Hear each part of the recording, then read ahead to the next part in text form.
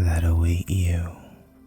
A brave and young Chikasha warrior, Blue Jay, fell in love with Bright Moon, the daughter of a chief.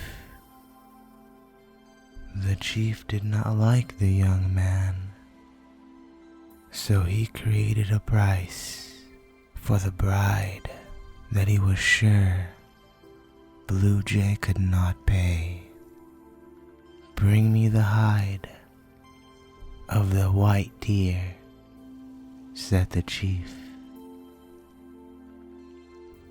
The Chikasha warrior believed that all white animals were magical. "The price for my daughter is one white deer," the Minko laughed. He knew that an albino deer was very rare and would be very hard to find. White deer skin was the best material to use in a wedding dress, and the best white deer skin came from the albino deer. Blue Jay went to his beloved Bright Moon. "In 1 moon's time, I will return with your bride price, and we will be married. This I promise you." Taking his best bow and his sharpest arrows, Blue Jay began to hunt. 3 weeks went by. Blue Jay was hungry, lonely, and scratched by bears. Then one night, during a full moon, Blue Jay saw a white deer who seemed to drift through the moonlight. When the deer was very close to where Blue Jay had hid, he shot his sharpest arrow. The arrow sank deep into the deer's heart, but instead of sinking to his knees to die, the deer began to run. Instead of running away, he charged straight toward Blue Jay with his red eyes glowing and his horns sharp and menacing. A month passed, and Blue Jay did not return as he had promised Bright Moon. After months of waiting, the tribe decided that he would never return. But Bright Moon never took another young man as a husband, for she had a secret. When the moon was shining as brightly as her name, Bright Moon would often see the white deer in the smoke of the campfire, running with an arrow in its heart. She lived, believing the deer would finally fall, and Blue Jay would return. Now it is time for an Inuit legend. Long ago, on the shores of the ocean, 2 Inuit boys were walking from their own home to a far away village.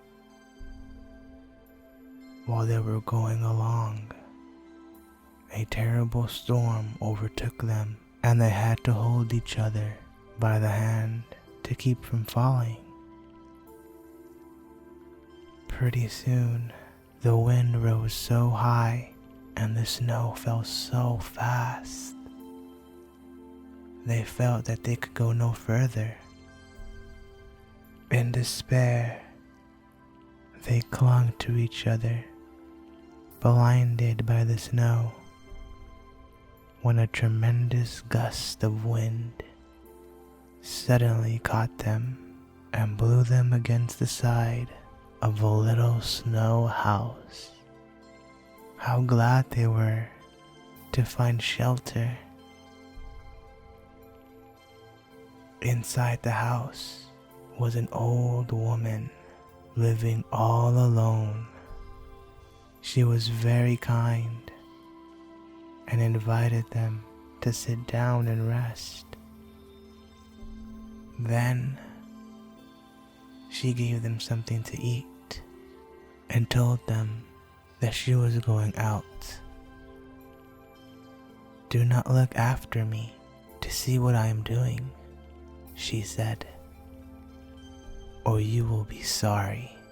She put on her hoodie and her deerskin boots and took her stone skin scraper in her hand and went out the door. The Inuit women have a scraper which they use to scrape the flesh or meat from the skin of the animals they prepare for clothing. This scraper is somewhat the shape of a carpenter's plane. The blade is made of a sharp piece of stone. That was the kind of thing the old woman took out with her. The boys were devoured with curiosity, and after she had gone, the oldest one said, "Let us go out and look at her." But the youngest boy whispered, "No, no." He was afraid, but his brother was determined to see what the old woman was doing out there with her knife. So he persuaded the little one to creep softly to the door and peek out with him. Where do you think the old woman was? And what do you think she was doing? Way up in the sky, she sat, scraping away at the clouds. She had already scraped off half the clouds, and where she had scraped, the sky was as blue as could be, but the other half was still covered with thick black clouds. When she saw the two boys peeping at her, she let go of the sky. When she saw the two boys peeping at her, she let go of the sky and fell down. As she came into the house, the boys were sitting on the floor, just as she had left them, hoping she had not really seen them looking at her. "You rascals, you bad boys," she cried. "You did just what I told you not to do. If you had not looked out at me and made me fall off, I would have cleaned all the clouds away, and we should never have had any more storms. But alas, I cannot go up there again, and now we shall have both clear and cloudy weather.